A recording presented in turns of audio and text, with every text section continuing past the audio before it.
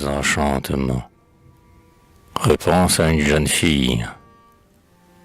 Tu me disais, un jour, avec ton doux sourire, qui peint si bien ton âme où la beauté respire, tu me disais, ami, fais donc une chanson. Tu prodigues tes chants, et jamais aucun son ne s'échappe pour moi de ta lyre plaintive. Et moi, je t'écoutais d'une oreille attentive. J'admirais en secret ta naïve candeur, qui croyait que la joie, ainsi que dans ton cœur, résidait dans mon âme où la mélancolie est le seul aliment qui lui donne la vie, où la sombre pensée étend son voile noir, où le bonheur éteint n'a pas laissé d'espoir. Ah, je voudrais pour toi que cette âme épuisée exhalât quelques chants, mais ma lyre est brisée, brisée, et pour toujours par la main du malheur qui torture ma vie et rit de ma douleur. Vampire dévorant, d'infernale nature, dont l'homme est, ici-bas, l'éternelle pâture. Et crois-tu donc, enfant, que je doive chanter, quand tout sert dans ma vie à la désenchanter? J'ai marché longtemps dans ce désert aride, vaste océan de mots, sans compagnon, sans guide. Au milieu du chemin, triste et désespéré, de doute en doute errant, je me suis égaré. Puisé de fatigue et couvert de poussière, enfin je suis tombé, maudissant la lumière. Le vent de la douleur et de l'adversité a desséché mon cœur de son souffle irrité. Je me suis relevé, j'ai cru que ma souffrance allait bientôt cesser. L'arbre de l'espérance, avec son vert feuillage, apparut à mes yeux, comme un nocher qui sombre, un phare radieux. De loin, j'ai salué ce consolant ombrage, j'ai cru pouvoir l'atteindre, au mensonge et mirage. Prestige décevant, il pâlit et s'enfuit comme une ombre douteuse, au milieu de la nuit.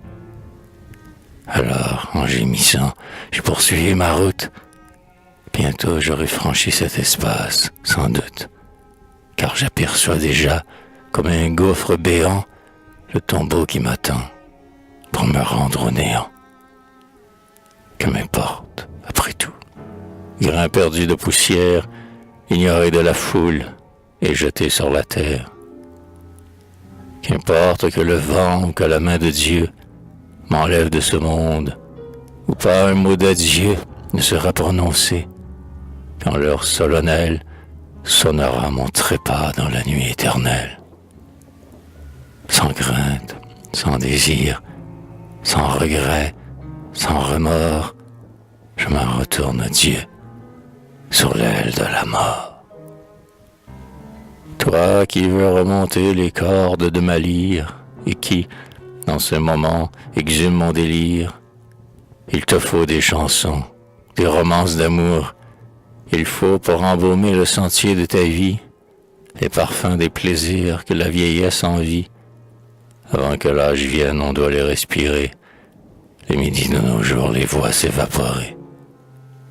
Ah, demande des verres, des bijoux, des parures, des gazes, des fichus, des rubans, des ceintures, des robes de satin aux brillantes couleurs, des fêtes et des jeux, des guirlandes de fleurs. Enfant, enivre-toi de tes moments heureux. 17 printemps à peine ont doré tes cheveux. C'est l'âge où le plaisir nous couvre de son aile et dispute nos jours à la parque cruelle. C'est l'âge où tout sourit, où la vie est en fleurs, où l'on ne connaît pas les larmes, les douleurs.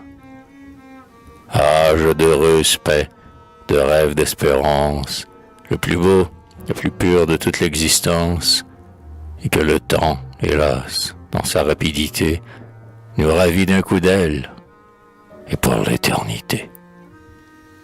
Jeune fille, pour toi la vie est sans alarme, la douce illusion, ce prisme plein de charme, de riantes couleurs revêt ton avenir, que la réalité, plus tard, viendra ternir. Jouis de ton printemps, jouis de ton aurore. La fleur, quand vient midi, pâlit, se décolore, se flétrit ses feuilles avant la fin du jour, en jetant à cette tige un long regard d'amour. Oui, c'est la destinée, immuable, profonde. Il faut que tout s'écoule et s'efface en ce monde. Le papillon léger, l'aigle et le rossignol, et la femme et la fleur, tous par un même vol, retourne celui qui d'un souffle suprême les avait animés et les éteint de même.